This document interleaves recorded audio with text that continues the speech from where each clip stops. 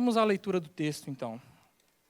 Acompanhe comigo, Abacuque 1, do verso 12 ao versículo 1 do capítulo 2.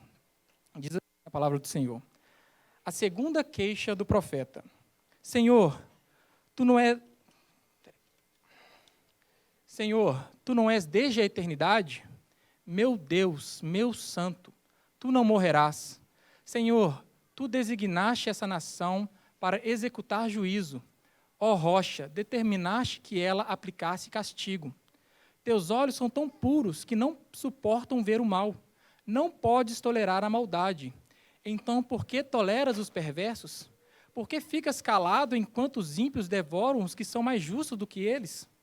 Tornastes os homens como peixes do mar, como animais que não são governados por ninguém. O inimigo puxa todos com anzóis. Apanha-os em sua rede e nela os arrasta. Então alegra-se e exulta. E por essa razão ele oferece sacrifício à sua rede. E queima incenso em sua honra, pois, graças à sua rede, vive em grande conforto e desfruta iguarias. Mas continuará ele esvaziando a sua rede, destruindo sem misericórdia as nações? Ficarei no meu posto de sentinela e tomarei posição sobre a muralha. Aguardarei para ver o que o Senhor me dirá e que resposta terei à minha queixa. Senhor Deus, queremos mais uma vez aqui em Tua presença, nos colocar diante de Ti, Deus. Estamos aqui diante da Tua palavra, que é santa, que é viva, agradecendo, ó Deus, ao Senhor, que com fidelidade fizesse com que ela chegasse até nós, em pleno ano de 2020, em que muitas pessoas deram a vida por essa palavra, dando a credibilidade à verdade que está contida nela, Senhor. Nos ajude, ó Deus, aqui a termos a nossa mente, o nosso coração voltados a entender, ó Deus, a verdade na qual o Senhor quer passar por nós através dessa passagem, da Tua palavra. Abre o nosso entendimento, ó Deus, e nos dê aqui, ó Deus, a dependência do Senhor, a consciência de que precisamos do Teu Espírito Santo, Deus, para nos guiar, nos iluminar, para abrir o nosso coração, o nosso entendimento. Pois somos maus, miseráveis, pecadores, limitados, Senhor. Mas o Senhor é eterno, o Senhor é santo. E diante da Tua palavra, que é santa, que é viva, nós nos prostramos e pedimos aqui, Senhor, que nos ajude. Abençoe, ó Deus, a minha vida, a vida dos meus irmãos, que possamos aqui juntos aprender com o Senhor. Que seja para a honra e glória do Teu nome e que seja para fortalecimento, encorajamento, fortalecimento da Tua igreja, em nome de Jesus. Amém. Irmãos, quando o apóstolo Paulo, ele descreve a reação dos cristãos diante da tribulação, está lá em 2 Coríntios 4, no versículo 8, ele diz assim, perplexos, mas não desesperados. E Paulo, ele não estava falando apenas do sofrimento de outras pessoas, de terceiros. Ele mesmo havia passado por uma tribulação tão grande na Ásia, que ele descreve também no mesmo livro de 2 Coríntios, no capítulo 1, versículo 8, que ele julgou ser acima das nossas próprias forças, a ponto de desesperarmos até a própria vida. Ou seja, o apóstolo Paulo ele estava retratando, estava ali relatando o medo que ele teve da morte em um determinado momento da vida dele. Tamanha foi essa tribulação que ele passou.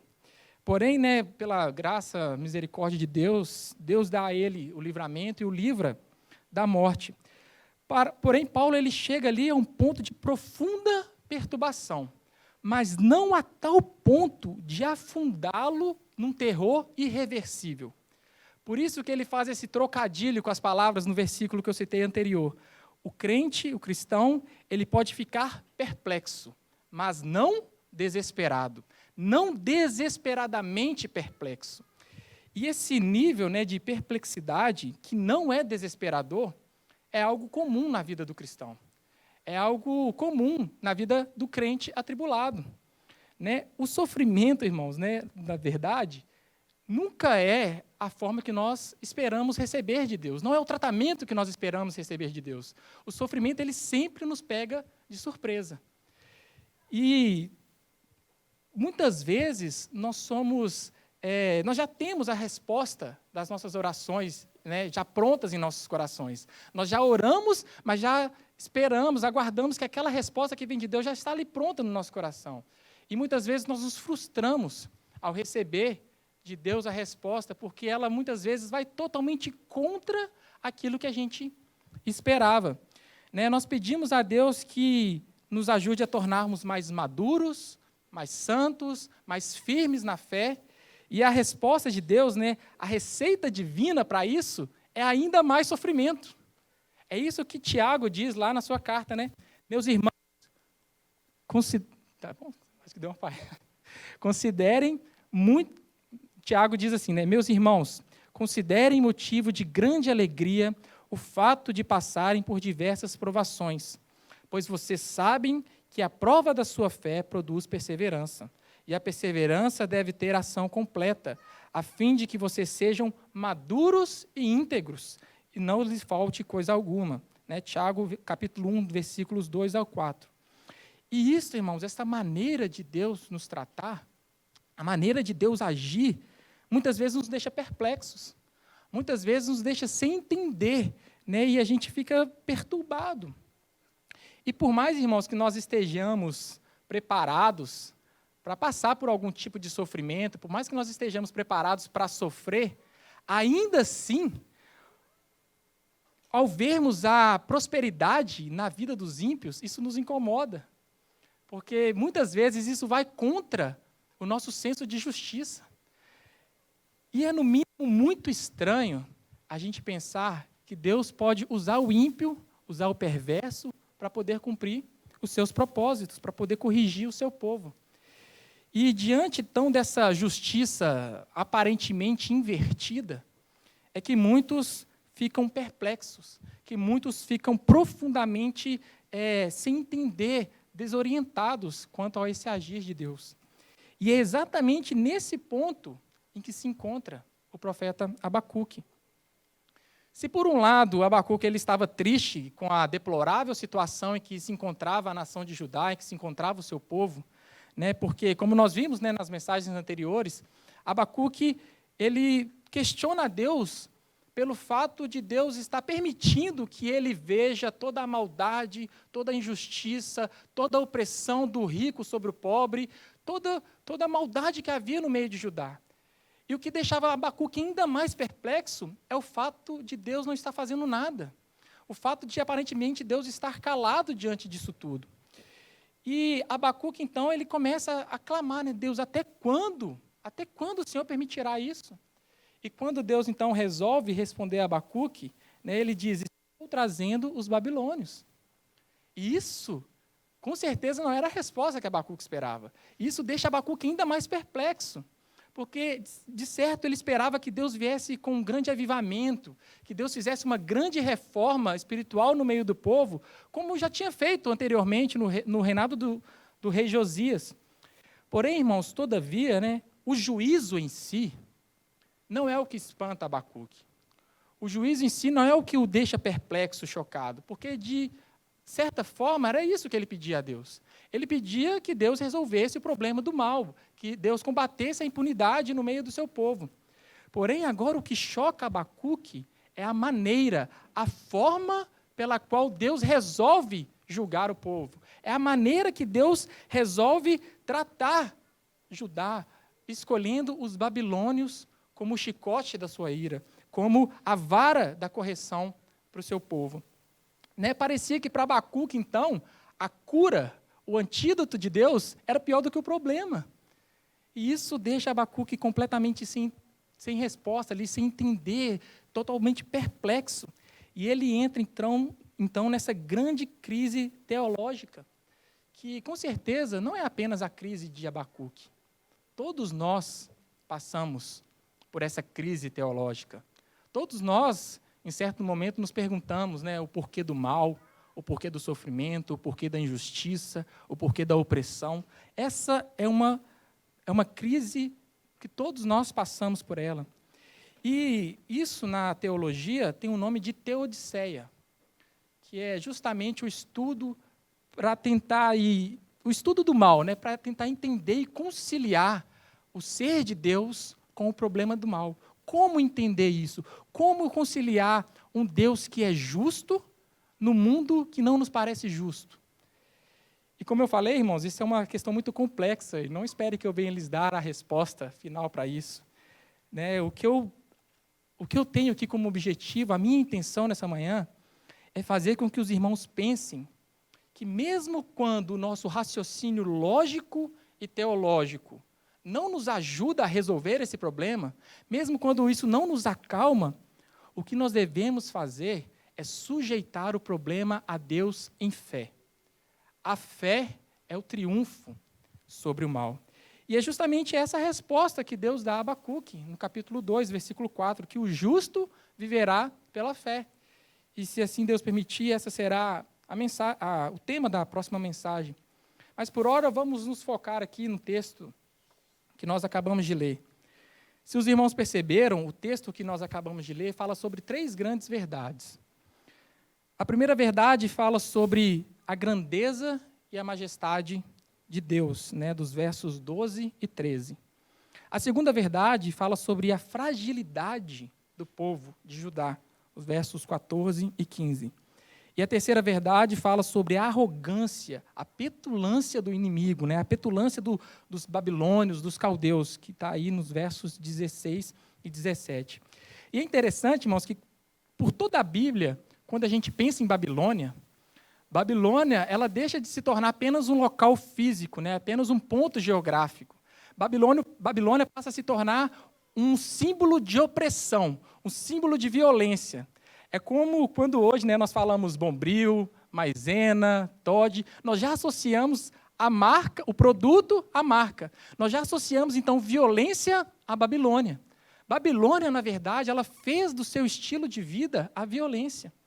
E quando nós lemos aqui esse texto, nós encontramos, então, o profeta Abacuque no centro do palco da história, diante, né, com essa profunda crise, sem entender como que Deus poderia estar usando esse povo violento, perverso, para poder cumprir os seus propósitos. Então vamos aqui passar a exposição aqui, verso a verso, desse texto que nós acabamos de ler.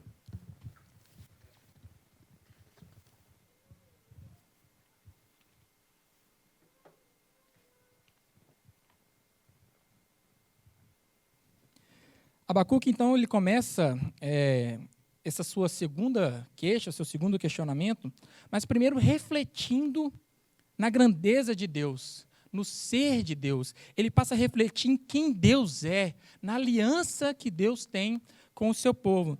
E veja aí como que ele refere a Deus, né, apelando para alguns atributos de Deus. Verso 12. Senhor, tu és desde a eternidade. E Abacuque ele faz aqui uma pergunta retórica, né? Senhor, tu não é desde a eternidade? Na verdade, ele faz essa pergunta já sabendo a resposta. Ele sabia que Deus era eterno, mas ele faz essa pergunta retórica aqui de propósito, justamente em contraste ao Deus dos babilônios. Olha aí o finalzinho do verso 11. Ele diz assim, homens carregados de culpa e que têm por Deus a sua própria força. Ou seja, o Deus dos babilônios era a sua própria força. Eles confiavam e adoravam a si mesmo, a força dos seus braços, eles adoravam a sua estratégia militar, o seu poderio bélico. Isso era o Deus deles. Porém, o Deus deles era algo transitório, isso é algo passageiro. O Deus deles é temporal, porque hoje você é forte, mas amanhã você já não é mais. Hoje você conquista, mas amanhã você não conquista mais, amanhã você é conquistado. Então, Abacuque faz isso aqui, Senhor, tu não, tu és desde a eternidade, o Senhor é eterno, o Senhor é soberano sobre todas as coisas, de eternidade a eternidade, tu és Deus. E Abacuque diz que o Senhor é Deus, né? E no final aí que ele é eterno, né? E no final do versículo 12, ele chama Deus de rocha. Felipe leu aqui o Salmo 62, e em todo o tempo Davi estava falando, ó rocha. E esse título de rocha atribui a Deus uma estabilidade, uma imutabilidade. Deus, ele é para sempre a mesma coisa, ele não muda. E isso faz com que Deus seja digno de confiança, porque ele é imutável, ele não muda. No verso 12, Abacuque continua dizendo, chamando a Deus, né, de meu Deus. Ele diz aí, tu não és desde a eternidade, meu Deus, meu santo. Com isso aqui, irmãos, Abacuque está dizendo assim, expressando esse caráter desse relacionamento, né, um relacionamento pessoal com Deus. Ele está dizendo assim que Deus ele é transcendente, ele é desde a eternidade, ele é soberano, sublime, ele está acima de toda a criação. Mas também ele é um Deus imanente, ele é um Deus que está perto, ele é um Deus que cuida de nós, ele é um Deus que nos ouve, ele é um Deus que entra e muda a nossa história, ele é um Deus pessoal, ele é o meu Deus. E, acima de tudo, ele é santo. E mesmo Abacuque fazendo parte ali de um povo transgressor, ele então continua crendo na aliança de Deus, né, para com ele e para com seu povo, e por isso ele diz aí, ainda continuando no versículo 12, tu não morrerás. Algumas traduções trazem, né, eu prefiro essa tradução, acho que a NAA traz falando assim, não morreremos. A na NVI mesmo aqui tem uma notinha de rodapé aqui embaixo, falando assim, né, não morreremos. O que acontece aqui é que Abacuque sabia que Deus ele é fiel ao pacto que ele tinha feito com o seu povo, a aliança que ele havia feito. E por mais que eles estivessem ali passando por grande tribulação, por mais que Deus estivesse provando eles não seriam totalmente destruídos. Deus faria com que, sim, o povo sofresse, que eles perecessem, porém Deus estaria mantendo um remanescente fiel. Deus estaria mantendo alguém que o adorasse, porque Deus tinha como propósito remir para si um povo, e que desse povo ele iria trazer o Salvador do mundo. Então Abacuque sabia disso, da promessa de Deus, de trazer esse Salvador no meio de um povo, que ele iria trazer o Salvador do mundo. Então, é por isso ele diz, não morreremos, porque, pelo contrário, isso significaria a quebra dessa aliança. E Abacuque sabia que Deus ele é fiel à aliança, e por isso ele confiava nesse Deus. E, em seguida, aí, no versículo 12, né, ainda no versículo 12, Abacuque chama Deus pelo seu nome pactual. Toda vez que nós encontramos aí, irmãos, né, na Bíblia, esse Senhor, todo em caixa alta, em letra maiúscula, é uma referência ao nome sagrado de Deus, ao tetragrama sagrado no qual Deus ele se apresenta a Moisés. Algumas traduções, né, traduzem como Jeová, Yahvé. Na verdade, essa pronúncia se perdeu com o tempo, né, por conta da seriedade que os judeus tinham pelo medo de pronunciar esse nome sagrado do Senhor. Mas isso está se referindo ao Deus pactual, ao Deus que se apresenta a Moisés dizendo, eu sou o que sou. E com isso, ele está se referindo mais uma vez, então, a essa aliança que Deus ele tem com o seu povo. Porém, essa aliança, ela tinha os seus termos e condições. Nós lemos aqui na mensagem anterior, o capítulo 28 do livro de Deuteronômio, que fala ali os termos dessa aliança. E, basicamente, diz que se o povo andasse nos caminhos do Senhor, se ele cumprisse os seus propósitos, eles teriam bênçãos, eles teriam privilégios, eles seriam fartos, eles seriam prósperos. Porém, se eles descumprissem essa aliança, eles sofreriam o castigo devido. E Abacuque está dizendo aqui, então, no versículo 12, na parte B, né, diz, tu designaste essa nação para executar juízo. Ó rocha, determinaste que ela aplicasse castigo. Então, Abacuque está dizendo aqui que Deus levantou esse povo com um propósito para disciplinar o seu povo. E nós aprendemos aqui, né, na mensagem do pastor Glauber, que toda disciplina, ela tem por base o amor. Assim como um pai que ama o seu filho disciplina, assim Deus estava disciplinando o seu povo em amor, para o bem deles. Mas, irmãos, prestem atenção no que Abacuque está fazendo aqui. Ele está no meio de uma crise. Ele está ali no meio de um povo em pecado, andando longe dos caminhos do Senhor. O perigo é real, os babilônios estão vindo, os babilônios vão entrar pelos muros de Jerusalém, vão roubar, vão saquear, vão levar cativos. Porém, Abacuque, em vez de olhar para o problema e se fechar no problema, ele se foca em Deus.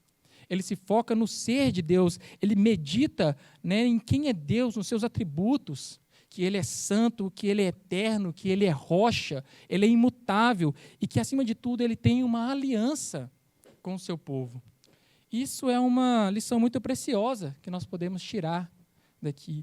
Em vez de nós, ao passarmos por um problema, nos focarmos em olhar para o problema, em nos focarmos em ficar olhando para o problema, porque com isso nós vamos nos enfraquecendo, nós vamos nos encolhendo e nós vamos perdendo a fé, perdendo a vontade de orar. Mas se nós olharmos para aquele que está no controle de todas as coisas, né, ao Deus eterno, que é imutável, que é santo, então assim nós encontraremos paz e descanso para os nossos corações. O reverendo Hernandes Dias Lopes, ele acertadamente diz assim: o conhecimento de Deus é o maior antídoto contra o desespero. Então, conhecer a Deus e meditar em quem é esse Deus é o que traz conforto e alívio para nossas almas em meio à tribulação.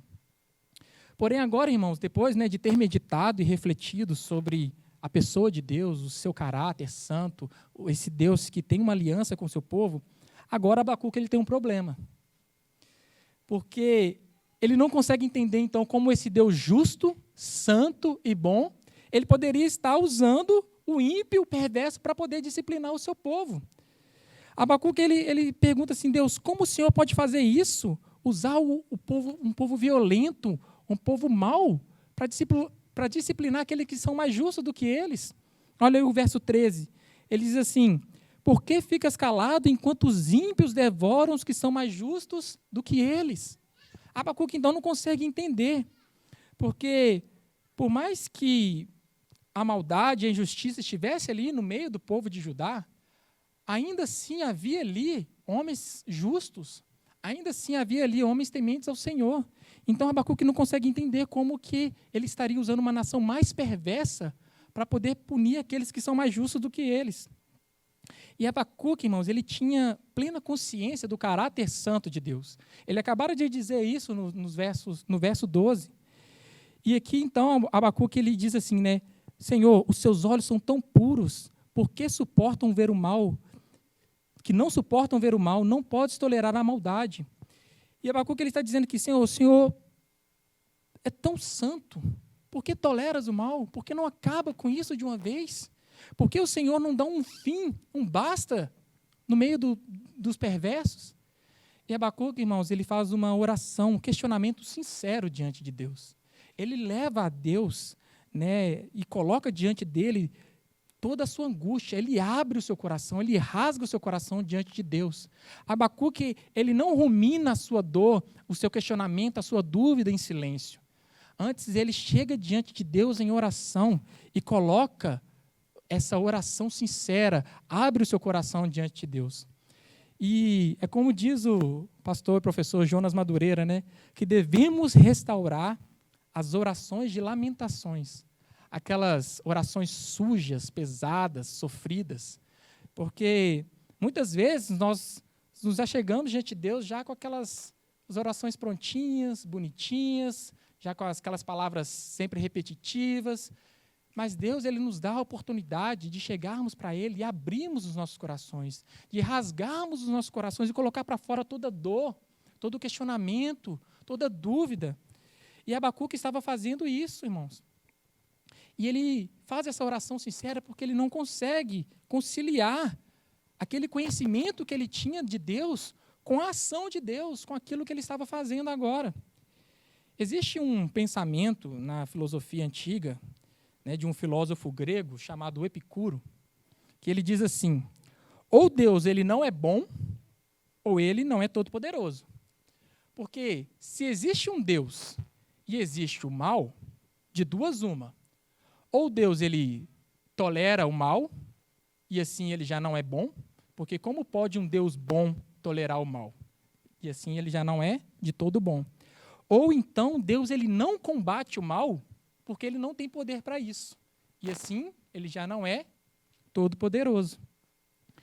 Alguns crentes modernos que tentam também resolver esse problema do mal, eles negam alguns atributos de Deus. Há alguns teólogos liberais que rejeitam a bondade de Deus. Eles até chegam a dizer que Deus ele é poderoso para poder combater o mal. Porém, Deus escolhe não fazê-lo porque há uma maldade na sua natureza. Ou seja, Deus ele já não é todo bom. Há um caráter mau na sua natureza. Outros adeptos da teologia do processo dizem que Deus, assim como a criação, ele está em constante transformação, ele está em constante desenvolvimento. E assim, Deus ele já não tem poder para poder evitar o curso de uma doença fatal ou para poder impedir que o homem faça o mal. E assim, Deus também ele já não é todo-poderoso. O fato é, irmãos, que nenhuma dessas explicações encontra respaldo bíblico. No meio evangélico brasileiro, é mais comum nós ouvirmos aqueles que negam e rejeitam essa onisciência de Deus mediante o livre-arbítrio do homem. Um movimento chamado de teísmo aberto ou teologia relacional, já falei sobre ele aqui, costuma desculpar Deus de todo o mal que existe no mundo, dizendo que Deus ele não conhece as coisas que vão acontecer no futuro, que Deus ele não sabe o que criaturas livres irão escolher. E esses adeptos desse movimento dizem que essa é supostamente a maneira de Deus mostrar que nos ama. Ele nos dá a liberdade e aposta em nós. Ele aposta que nós vamos escolher por ele. E o pastor Heber Campos Júnior faz um questionamento muito interessante sobre isso. Ele fala assim, que pai, em sua sã consciência, considera que deixar o seu filho pequeno fazer o que bem entender é sinônimo de amor? Que pai, em sã consciência, fala, eu amo meu filho, eu deixo ele fazer o que ele quer. E se esse filho promove a sua própria destruição?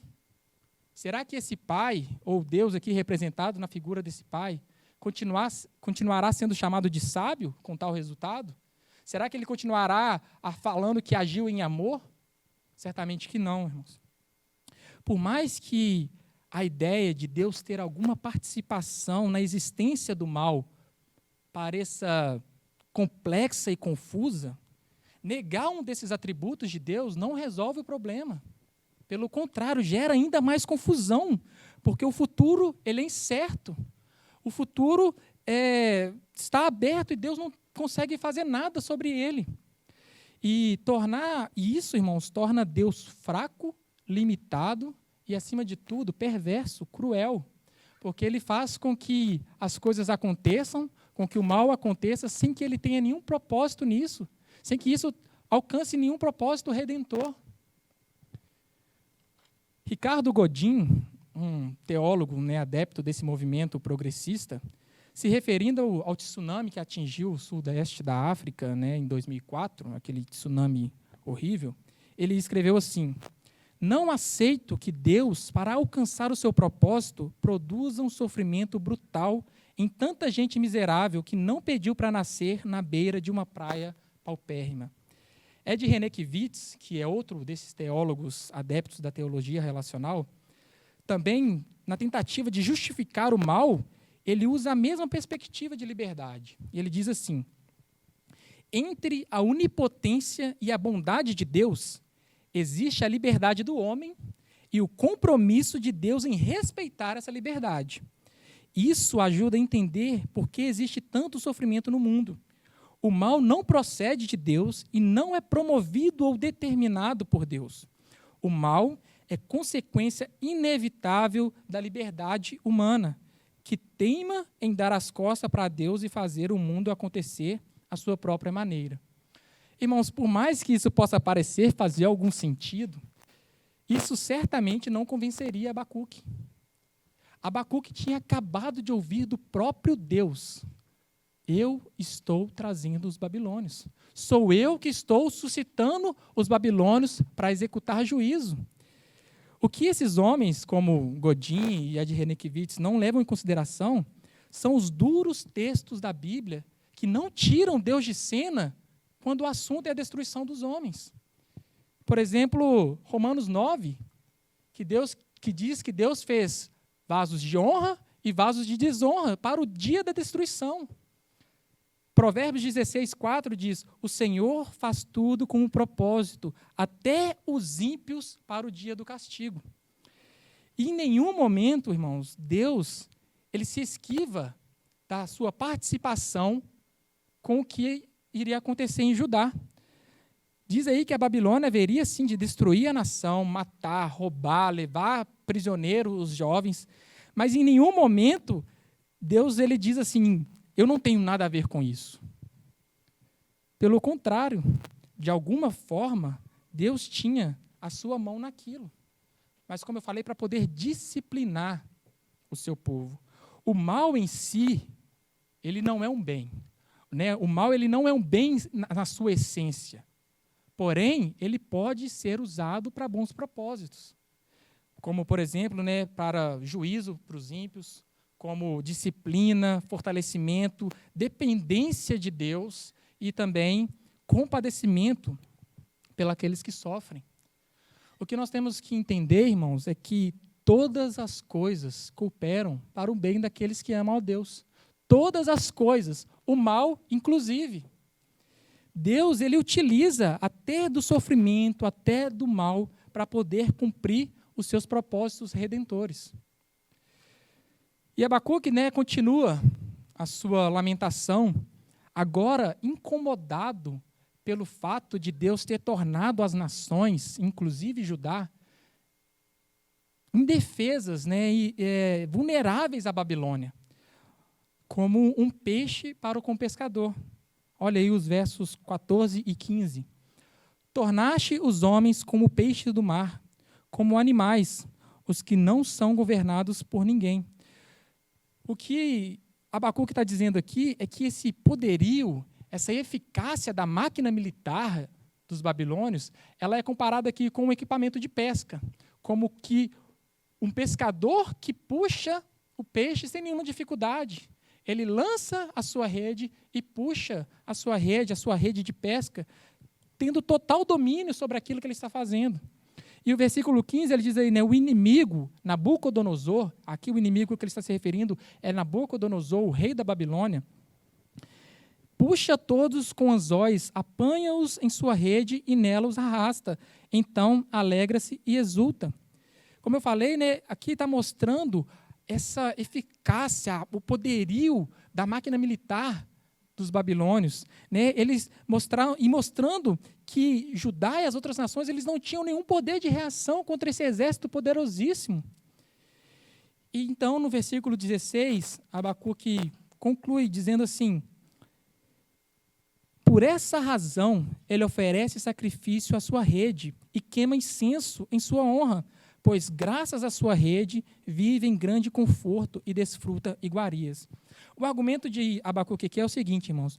Olha aí o final do versículo 13, ele diz assim: por que ficas calado, enquanto, né, os perversos destroem aqueles que são mais justos do que eles? Abacuque está dizendo assim: Deus, mediante essa sua tolerância, essa sua permissão, né, esse aparente silêncio diante do mal, em que se o Senhor não via e dá um basta nisso, o rei aqui, o inimigo Nabucodonosor, ele vai continuar achando que tudo o que ele faz, que conquista após conquista, é pela sua própria força, é pelo seu próprio poder. Se o Senhor não vier e dar um basta nisso, ele vai continuar sendo cada vez mais idólatra, oferecendo sacrifício à sua rede.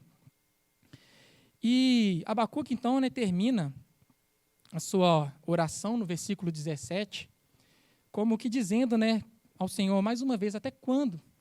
E ele faz essa pergunta assim: mas continuará ele, né, o rei Nabucodonosor, esvaziando a sua rede, no sentido de esvaziar, e eu vou avançar contra outras nações, vou encher de novo, vou conquistar, vou dominar, vou esvaziar, e ele fica nesse processo, tendo vitória após vitória. Então, mas continuará ele esvaziando a sua rede, destruindo sem misericórdia as nações? E aqui, então, Abacuque, ele termina a sua oração, essa sua oração de lamento. Como eu falei, irmãos, uma oração sincera de alguém que está tentando entender como que Deus permite tudo isso que estava acontecendo. E nós podemos nos colocar, irmãos, no lugar de Abacuque, né, nos dias de hoje, lógico, guardando as devidas proporções.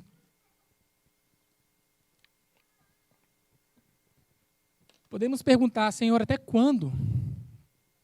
Até quando, Senhor, permitirás que esse mal venha sobre nós? Até quando o Senhor continuará permitindo que pessoas sofram com essa doença, que pessoas percam suas vidas, percam seus empregos? E, acima de tudo, até quando o Senhor continuará deixando com que pessoas más usem dessa situação, dessa calamidade, para poder tirar proveito próprio, para poder fazer disso um jogo político? Até quando, Senhor? Por que o Senhor não vem e dá um basta nisso? Essa é uma pergunta sincera, irmãos, de alguém que está sofrendo. E, aparentemente, Deus, mais uma vez, ele se cala. E Abacuque, então, isso leva Abacuque a tomar uma decisão. Que essa decisão está aí no versículo 1 do capítulo 12, capítulo 2. Ficarei no meu posto de sentinela, e tomarei posição sobre a muralha. Aguardarei para ver o que o Senhor me dirá e que resposta terei à minha queixa. E isso, irmãos, é muito importante para nós. É uma lição muito importante que nós podemos aprender aqui. Que em vez de desanimar e de ficar, por não haver recebido uma resposta de Deus ou de não entender o que Deus está fazendo, em vez de nós desanimarmos e deixarmos de orar, Abacuque, ele diz aqui que ele ficará na sua torre de vigília, como sentinela, esperando, aguardando uma resposta de Deus. A metáfora que ele faz aqui, com essa sentinela, é como, essa sentinela era como aquelas guaritas que eram colocadas em cima dos muros e que ali ficava o sentinela, ficava o vigia, olhando para o vale, para as campinas, a fim de avistar um mensageiro vindo com boas notícias, ou então avistar a entrada de um exército inimigo. Então ele ficava ali atento, aguardando e observando. E Abacuque fala aqui que ele ficará esperando. E isso mostra a confiança que Abacuque tinha em Deus. Mostra a confiança, a dependência que ele tinha de Deus. Que Deus, em algum determinado momento, iria trazer solução à sua crise. E a semelhança, irmãos, dessa sentinela, dessa metáfora que Abacuque usa aqui, assim também nós podemos e devemos fazer. Porque devemos aprender que, por mais que Deus demore em nos dar a resposta, Ele nos dará, Ele virá em nosso favor, por mais que isso não vá de acordo com aquilo que eu espero, mas nós devemos esperar em fé em Deus, na expectativa de que Ele venha suprir e satisfazer os desejos dos nossos corações. Algumas conclusões, irmãos, aqui para caminharmos para o final. A resposta, então, bíblica reformada para esse dilema da teodiceia, para esse problema do mal, é que Deus, ele não é o autor do mal. Deus, ele não é o autor do pecado, da maldade, da violência. Contudo, entretanto, porém, vamos colocar aqui todos os poréns, contudo, o mal existe e está no mundo por vontade e determinação de Deus, mediante as escolhas de homens e anjos caídos, que são os responsáveis pela entrada do mal no mundo. E isso, irmãos, é um paradoxo que a gente não consegue entender. Nós não sabemos, uma vez que a Bíblia não nos explica. Deus, ele é absolutamente soberano sobre todas as coisas, mas de uma forma que ele não é o autor do mal. O homem é o responsável por isso. Ou seja, a soberania de Deus não anula a responsabilidade do homem e não faz com que esse fique isento quanto à sua responsabilidade pelo mal. Nós vamos ver no capítulo 2 que Deus, embora ele estivesse levantando os babilônios como o chicote da sua ira, como um instrumento, os próprios babilônios seriam culpados por toda a maldade que eles estavam fazendo. Eles seriam castigados por conta da ação má deles. Então, mais uma vez, a soberania de Deus não anula a responsabilidade do homem e não faz com que esse fique isento quanto à sua responsabilidade pelo mal. E nós podemos entender que o mal, então, ele está no mundo por alguns motivos. Como eu falei, né? Punir o pecado, punir os ímpios, disciplinar o povo de Deus, mostrar a seriedade, né, do pecado. E tudo isso, irmãos, com um propósito redentor, visando novos céus e nova terra. Porque lá sim, onde não haverá injustiça, onde não haverá maldade, lá nós desfrutaremos de toda paz, de todo o regozijo, de todo o amor. Então, portanto, irmãos, a resposta final de Deus estará no juízo final. Ali sim, todo mal, toda maldade será julgada. O que podemos aprender, então, aqui com essa passagem de Abacuque, com esse texto que nós lemos? Primeiro, que Deus ele é Senhor e soberano sobre todas as coisas, sobre todas as nações. Ele usa quem Ele quer, da maneira como Ele quer. Ele é Senhor das nações. Segunda lição que podemos aprender aqui, irmãos, que por muitas vezes Deus ele pode usar o ímpio para corrigir e disciplinar o seu povo. E que vergonha quando isso acontece, não é verdade, irmãos? Porque a nação de Israel, que deveria ser um exemplo para outras nações, né? Nós, a igreja, que deveremos ser exemplo para o mundo, mas quando nós pecamos, quando nós erramos e não nos arrependemos, Deus levanta até ímpios para nos corrigir. E em terceiro lugar, irmãos, o que temos que aprender aqui com Abacuque é como passar por esses momentos de crise, por esses momentos de pandemia, de perseguição, de sofrimento. Acima de tudo, nós devemos refletir em quem é Deus. Quando você passa por um momento de dificuldade, você reflete que o seu Deus ele é eterno, que Ele é santo, Ele é soberano e que Ele tem uma aliança com você. Isso deveria trazer paz aos nossos corações. Quando o coração estiver aflito, lembre-se de quem Ele é. Projeto Sola. Porque, irmãos, como eu falei no início, mesmo quando aqui o nosso raciocínio lógico e teológico não nos ajuda e não nos acalma mediante a esse problema do mal, o que nós devemos fazer é meditar no ser de Deus, colocar a nossa confiança nele e sujeitar o problema a Deus em fé. A fé é o triunfo sobre o mal. É nessa parte que nós esperamos em Deus. O Salmo 62, né, como o irmão Felipe leu aqui, diz assim: somente em Deus, ó minha alma, espera silenciosa. Dele vem a minha salvação. Somente em Deus, ó minha alma, espera silenciosa, porque dele vem a minha esperança. Que possamos aprender então, irmãos, como Abacuque aqui, a aguardar a resposta de Deus, confiando que Ele é o nosso Deus, que Ele é o nosso Senhor soberano.